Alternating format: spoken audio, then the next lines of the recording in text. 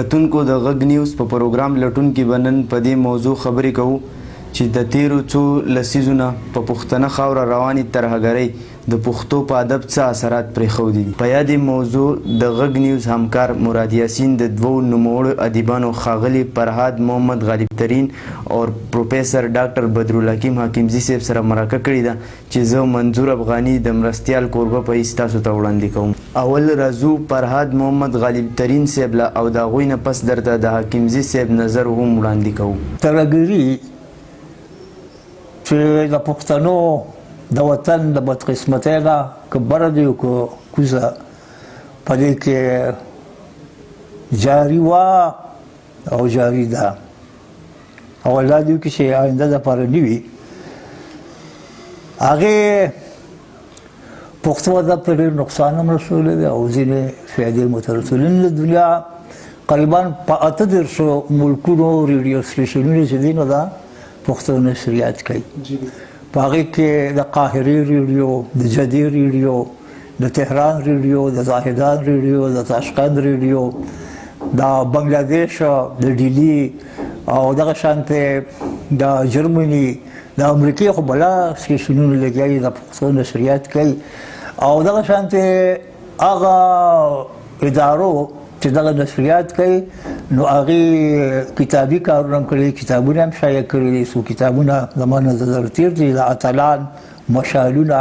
او ګنداره په نوم مشال ریډیو کتابونه چاپ کړي دي چې هغې هم پښتو ادب ته فایده رسولې ده. او بل دا چې هغې کې پښتنو ته هم چې چا لیکوال دي هغې ته هم فایده رسولې ده. هغې ته د دې باقاعده نغدې پیسې ورکړي دي چې چا نه لیک اخیستی دی نو هغې ته پکې فایده رسېدلې ده. نو دا ده چې یو اړخ ته دې حالاتو پښتو ته فایده نه، خو بل اړخ ته دې حالاتو پښتو ته ډېر لوی نقصان رسولی دی. هغه لوی لوی سکالران، عالمان چې په هغه په افغانستان کې وو یا په پاکستان کې ځینې ووژلې شول او ځینې د ملک نه بهر لاړل. په مغربي ملکونو کې، په میډل ایسټ کې او ځینې په وسط ایشیا کې، په روس کې، په هغې کې مېشته شول. نو واقعي چې هغې ته هم خپله ژبه پالي، کوشش کوي، خو دا ده چې زموږ وطن په هغې باندې خوار شو، موږ پرې کمزوري شو، موږ ته پرې ډېر لوی نقصان په علمي طور، په ادبي طور ورسېدو. نو دغه یو څیز دی چې که د ده یو مثبت اړخ هم شته نو یو منفي اړخ هم شته. خو منفي اړخونه د دې نه علاوه نور هم ډېر زیات دي. دهشتګردي یو ډېر لوی لعنت دی. د دنیا په ډېرو ملکونو کې دا څیز شته دی، خو زموږ ملک کې چې په کوم طور وځپلو نور ملکونه د هغې دومره متاثره شوي نه دي. 9/11 اثرات د محب وزیر صاحب کتاب دی، بین الاقوامي طور یو واقع شوی وه، ټوله دنیا چې متاثره شوې وه، پښتو ادب هم ترې متاثره شوي دی. هغوی په دې باندې یو ښه تحقیقي کتاب لیکلی دی چې پښتو نظم و نثر په افسانه او په ناول یا په شعر و شاعرۍ د هغې څه اثرات پرېوتي دي. نو ګوره یو واقع شوی وه دغه، نو دغه شان د پښتنو په وطن کې بلا واقعیت شوي دي. نو هغې ګور ادب چې دی نو دا د ژوند ترجمان دی چې په ژوند کې څه وي نو په ادب کې به هغه څه وي. زموږ په ژوند کې څه دي، بمونه دي، دغه دی، د دماکي دي، د یو بل قتلول دي، غارتګري ده. نو چې دغه موږ په ژوند کې نو دغه په ادب کې وي. نو ادب د خلال نه وجود نه مومي، دا د ځمکې نه وجود مومي. نو چې په دې ځمکه څه وي هغه به په ادب کې وي. نو پښتو ادب کې که دغه د بارودو خبرې دي، د بارودو د بوي خبرې دي، د تمباکو خبرې دي پکې او دغه څیزونه کې دي، نو دا په دې ځمکه موجود دي، د پښتنو په دې ځمکه موجود دي. نو په پښتو ادب کې هغه موجود دي ځکه چې دا ادب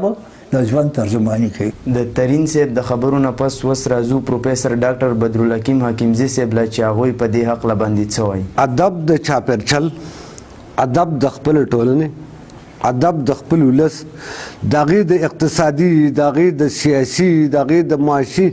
د دې ټولو څیزونو عکس څه شی دی؟ ادب دی. یعنې که موږ د خپل ټولنې یو بهترین تصویر جوړو نو هغه به موږ د ادب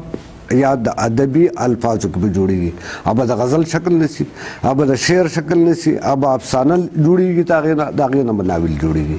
یعنې هیڅ یو تخلیقي څیز، هیڅ هغه څیز چې هغه زموږ د جذبات او د احساساتو سره تعلق دی هغه په یو خیالي دنیا کې یا په خلا کې په وجود کې نه راځي. نو که د نن مثال 1200 کاله مخکې زمونږ امیر کروړ لا پاسي او دا خبره کوي چې زما غوندې نه په چین کې شته نه په تخار کې شته نه په سند کې شته زه ډېر زیات اتلی ما دغه بغداد ووهو نو د کوم ځای نه دا ادب راچوت شوی د چاپېره نه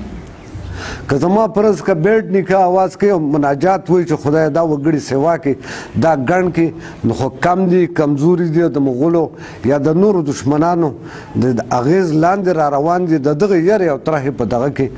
بیډ نیکه د الله تعالی نه دعا کوي داسې ده که نه دي که زمونږ ښکارندوی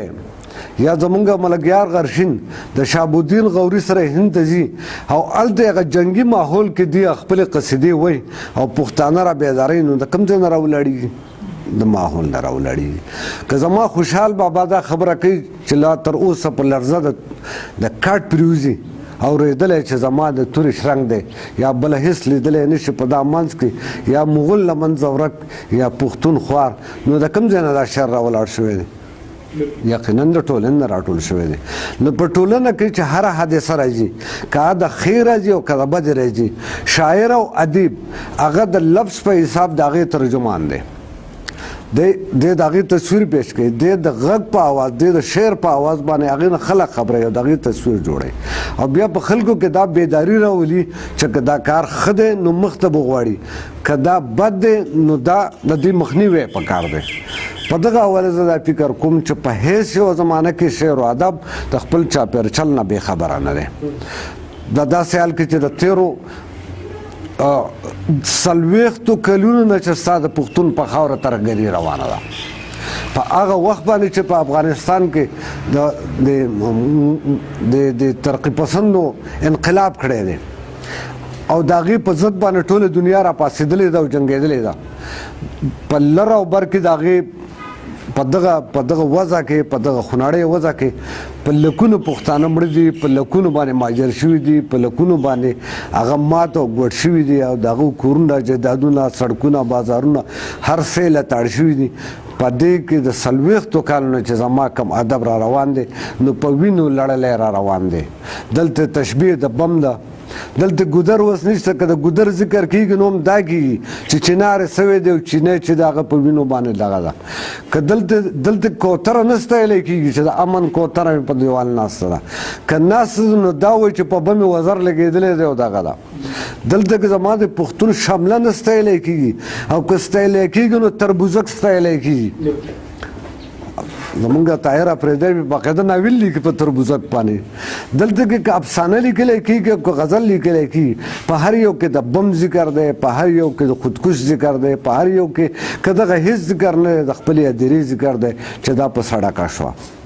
ته هر یو کې دا ذکر دی چې زما څومره یتیمان چې دي هغه بې سره پاتې شو هغه بې تربیته پاتې شو د کونډو ذکر دی د یتیمانو ذکر دی د سپینو ګیرو ذکر دی چې په خاورو باندې ککړ پراته دي دا په ادب باندې اثر دی او د ټولو نه لوی اثر یې دا